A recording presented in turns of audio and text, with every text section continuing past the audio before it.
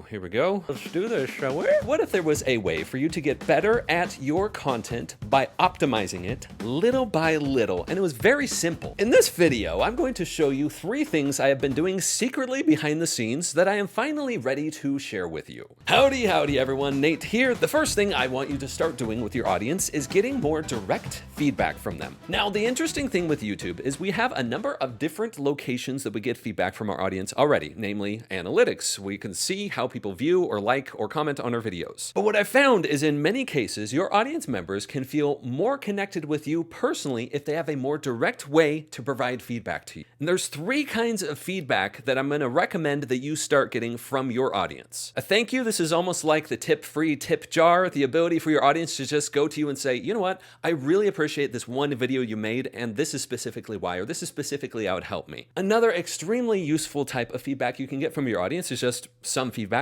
or a mistake found. Like if there is a spelling error or something like that, people don't always want to go directly to the comments to share that with you. So when you provide your audience a single location where they can say, you know what, I found this one mistake you made, or are you sure about this one fact that you shared? It's a more direct way for you to get your audience telling you, hey, these are some things that we think you could do better at. And third type of direct feedback I'm going to recommend you get from your audience is a content suggestion. Now, you'll often get comments on your videos of people saying, it would be really cool if you insert something in the blank. And that's a great public way for people to share, hey, these are some awesome ideas I have for your content. But also, what if there was a more private way for people to say, I have this specific issue and I have certain friends that are experiencing this same issue. What if you made a piece of content about this specific thing? And the cool thing here is you can also have your audience members share other information about themselves if so desired, like their name, a channel link, or their email if they're open to getting follow-up questions. So if you start seeing themes, like if a lot of people start filling this out and saying, hey, I have specific feedback for you about your YouTube channel, and this is what I am finding, it can be really good to recognize the patterns that your audience members are sharing with you that they might not be sharing in the comments on your videos, or the silent majority that are just watching and not interacting aren't sharing with you. Now, a word of warning with this, however, I have seen this happen multiple times, and recently I was working with a client who also shared a very similar concern to this. In this case, my client said, a lot of audience members are here for a certain type of content from my channel. It was a very niche, specific type of content that they said, we're here for this, and not necessarily for these other things that are also part of your content. And my first thought was, hold on here. How many people are saying that they want this type of content? They're here for this specific thing and not everything else that you're doing. When we actually looked at the numbers, it was a really small ratio. Think 10 people among the thousands of viewers that this channel was getting. So the caution here is a few voices can feel really loud if you don't keep in perspective the thousands or tens of thousands or millions of other people that are also consuming your content. So even as you're gathering this feedback, I want you to be trusting yourself just a little bit more than all of the feedback you're getting. You got that? Let's move on to the second huge thing I have been doing recently that I am excited to show you because hardly anyone is talking about it. When we're talking micro improvements and micro optimizations, vidIQ recently rolled out their optimize feature, which if you log into the back end of your vidIQ panel here, you go over here to the side to the optimize right here. What it's doing here is essentially personalizing recommendations for how to improve the packaging on your videos. In fact, I wanted to show you with some of my lower ranking ones. This one here, the thumbnail got a rating of 72. So what did it say for that? Well, it said, the thumbnail is overall decent, but could be better by enhancing emotional triggers, visual harmony, and uniqueness. However, the uncluttered composition, text brevity, and clarity are great, which is commendable. Keep improving.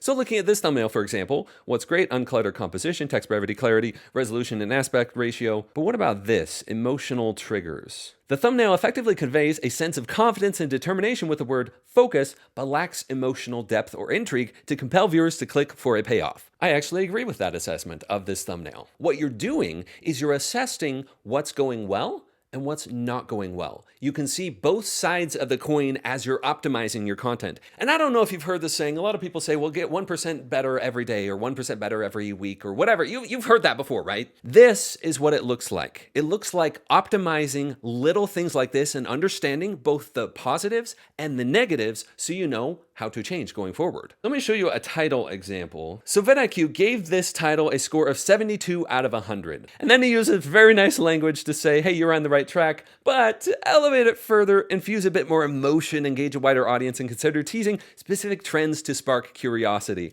I actually agree with that assessment also, which is actually outlined with this scorecard we have down here of great things, good things, and then this needs improvement, emotional triggers. Let's see what it says. To create an emotional connection, consider adding an adjective that conveys excitement or urgency, such as the exciting state of YouTube video intros 2024. What's working now? Exclamation point. If you scroll to the top here, it will generate alternate title ideas for you. Let's say this one's rated a little bit lower. It's a 72 out of 100. And if you want additional angles tailored to your specific title based on the metadata and the title you already have on your video, you can hit refine right here and look at these options. Make it shorter, make it longer, add excitement, change tone. What are the different tones? Professional, casual, witty, interesting, educational. You can translate it to foreign languages, or you can give it a custom instruction to make it better. You see, for me or you to have the ability to just go in and have this type of assessment always available, in my opinion, is extremely valuable. And yes, I have a link to vidIQ I'm going to put in the description, the pinned comment on this video. And when you use it and you find vidIQ to be useful to you, yes, it absolutely supports me and the work I'm doing here. Like, what would happen if you went in here each month and you just looked at your most recent videos and had a personalized assessment of, okay, this is exactly why my title performed the way it did, and this is exactly why it didn't perform the way it did. It's like a scorecard of what's working and what's not. And also, I'm conducting another test here. I want you to watch the like button on this video as I say what I'm about to say.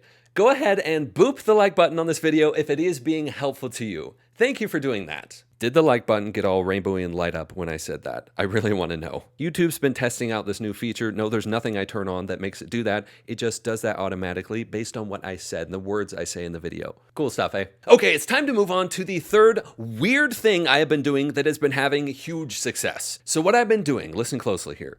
What I've been doing is I've been setting a clear intention of what I want my audience to react with before I make the video. I'm going to say that again here. I have been pre-specifying the reactions that I want my audience to have, like in words like, wow, that was amazing, or wow, that was so useful, before I plan my videos. Let me show you what that looks like in action. This is for a video that I made a while ago about choosing your perfect YouTube niche. And as I was planning the video, before I created the rest of the plan, I wrote down here at the top the reactions or the outcomes I wanted from my audience. And I'm going to recommend you also do this before you plan your videos. So in this case, let me show you what it looked like. For this, for example, I put quotation marks. Dang, Nate, I already had a channel and this helped me get so much clearer. Thank you so much. Or I was feeling so confused, but now I feel confident. I also set a number that I was hoping this video would perform at, getting 80K plus views. I'm going to show you another example. How to get out a small channel, heck, forever. I set the outcomes or reactions I was hoping to get from this video. And remember, I did this before I planned the rest of the outline of the video. I set these, and I'm going to recommend you also do these with your own videos in quotation marks as if it's your audience saying these. This is what I needed to hear, or OMG, this is the first time I found you and I've already subscribed, going to watch all your videos. I also set the intention of this video gaining 5,000 more subscribers. Well, let's see what it did. As of recording this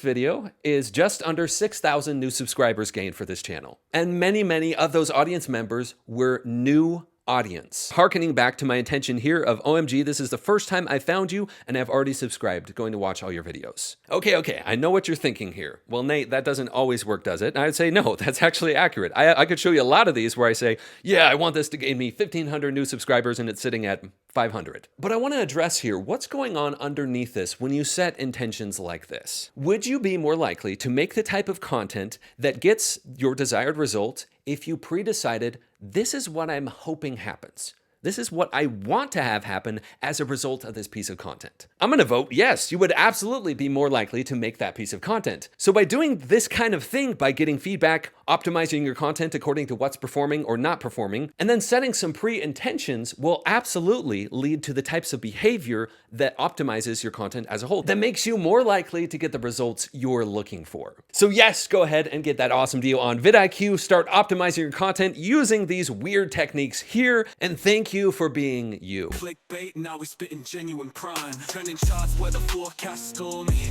Ain't nobody seen content quite this thorny. Streaming raw, living loud, nothing corny.